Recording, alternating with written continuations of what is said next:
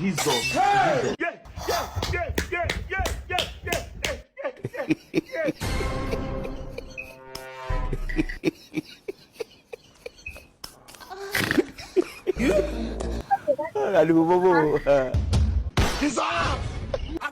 I don't want peace. I want problems always. So you like donkey like this and you go dey pretend.